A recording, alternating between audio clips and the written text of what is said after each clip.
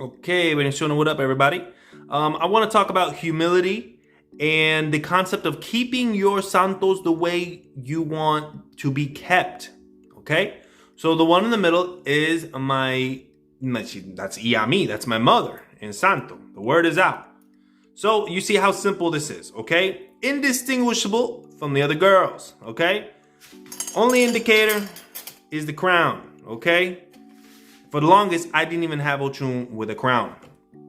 And then I put my careta de cobre because I am pro synchronism, and $1 just to keep there because I used to have 100, and I was hungry, so I took it. It wasn't like it was promised to her and anything. I just wanted to represent money. That's it, okay? So this is what you have, okay? And then you got the other girls that are indistinguishable, okay? With that, I want to talk about the concept of when Santeros say how you keep your Santos is how they will keep you. I focus on Ochun because she's the most popular and because she's the one who's also most popularly known to be the most, the most bougie one. They will say that Ochun has to have the best of everything. If you give her drinks, it has to be champagne, and that, Ochun has to have the best of everything. I went to a tambor. Ochun mounted my madrina. And Ochun came to me and said, I know what it is to have a lot. I know what it is to have nothing.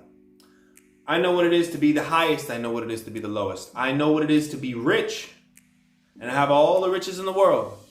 I know what it is to be poor and have nothing.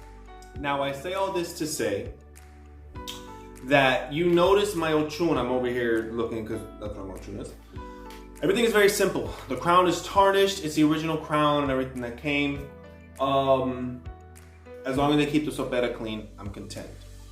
But I want to stress to you that the whole idea of your orishas, including your alaguatori, you notice, and if you see my other videos, you already seen my watala is like ornate and shiny and got fabric coming off of him. Like, he's set. He is set.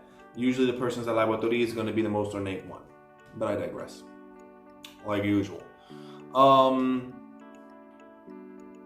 If you look at what's done in the States and you look at what's done in Cuba, they're two different worlds. These physical things that we give to them are aesthetics, and they are for what makes us feel good. My Batala that got all this, I'll show you, just in case. Just so you guys got a visual. So this is my Batala, okay? If all of this was not there, and my Batala lived in something like this, which he actually was born in, but because I didn't want to bring this to when I was getting crowned, because it was just too damn big, I could have kept him in something like that. But if I did keep him in something like that, would my Batala be have any less ache? And me keeping my Ochun in this little simple plain white sopera, I mean that my Ochun is not happy, or that my Ochun has any less ache than someone who has their Ochun in a solid gold ornate with freaking rhinestones and diamonds all over it or whatever? The answer is no. The point I'm making is, whatever it is that you give to your orisha, make sure it comes from the heart, and make sure that whatever it is within your budget. Most of anybody's money goes to the bills and keeping a roof over your head. I do have the option of taking the mortgage money and just, I want to give Ochun the best of everything because she's the orisha of riches and I want to keep her the way I want to be kept. Well, if I went and I got this beautiful, ornately made, custom-made brass crown from Ogun Creations, shout out to Ogun Creations, he does beautiful work. If I got this beautiful crown for Ochun, I want to be able to keep a roof over my head. If I can't keep a roof over my head, I can't keep a roof over their head. And so now we're both in the streets. So whatever it is that you give it from the heart. If you don't have all these beautiful things to give to your Santos, don't worry. When they say how you keep your Santos is how they keep you, at the least, just keep the soperas clean. Even if it's your warriors, you do not need to keep candy with your leguases every day, all day. Unless it specifically says in your rita, or you're reading whatever you got. To keep a pumpkin with Ochun at all times, or keep whatever little luxury, which is, it's just a pumpkin, or keep this perfume with this santo, or keep a glass of water with this santo, whatever. Those aren't really luxuries, but I mean like luxuries. Like, let's say, for Yemaya, Ibu Okoto, the pirate Yemaya. And yes, there is a pirate Yemaya. She's the Yemaya of naval warfare. Her crown is the jawbone of a shark. I don't know if you checked out the prices of how much a jawbone of a shark costs, but a small one is like $150. Now, the person could be like, okay, word, so I have the option of having this little $20 or dollar store Halloween silver tiara for my Yemaya. Or I want to spend $1,000 on a great white shark skull, like the jawbone, and put that on top of the sopera at the expense of not being able to pay the rent. That's not gonna fly. The whole idea of keeping your Santos the way you want to be kept, keep them clean, stay within your financial means. When you are blessed, bless them insofar as maybe you got a little bit of overtime after you ask them for overtime, and you get that, that maybe the extra large pumpkin, instead of getting the 50-cent one at Walmart, the little one, get the $5 one, the $10 one. Instead of getting the fancy wines, get the $10 wine and put it to Chango. Instead of getting this crazy ornate mask for Ya or Oba, get the simple dollar store one. Whatever it is you give it from the heart. If you have the financial means to get these beautiful ornate things, great. God bless you that you can afford a $500 jawbone of a shark, that you can get a huge crocodile skull for your olosa, that you can get the $500 beautifully ornate iroke for Batala, for any of them. There are beautiful things that you can get, but get whatever it is you need to get within your means. You will not be punished. Ochun she's not upset at me because I have her in a simple sopera. It's the same one that she was born in, that she has a tarnished crown on. I know who she is in my life. She knows who she is in my life.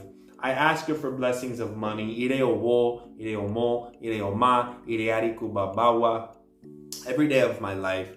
And she's not upset at me because I cannot afford to give her this grandiose whole, just shrine unto herself because she's my mother. No, they understand, like, yo, I'm not rich, and the one who does have the grandiose, beautiful, big old sopera is the one that rules my head. If Ochun was the one that ruled my head, she would be the one with the grandiose sopera. Ochun happens to be my mother. And one day, yes, I would like to have a bigger sopera, but I also have to be mindful that I do not live in a big space. The fact that they have a room unto themselves, that they have a whole room unto themselves, is a blessing unto itself. But everybody gotta fit on this one mueble. I don't know what you call the shelf system. Everybody gotta fit on this one shelf system. So to be like, yo, I want to get a 4-foot big old golden Ochun to show her how much I love her. That's just external stuff for our aesthetics and our eyes. You go to Cuba, none of this stuff exists. You know, having these beautifully ornate tronos and whatnot, if a person can afford it, great. But I mean, you go to the backwoods of Cuba where, you know, friggin', you gotta remember, like, the orishas lived in friggin' jicaras. They didn't live in China essentially, like the China, like the soperas. You know, they lived in tinajas. All of them, they lived in tinajas, and before that, they lived in friggin' coconuts and how do you, ¿cómo se dice?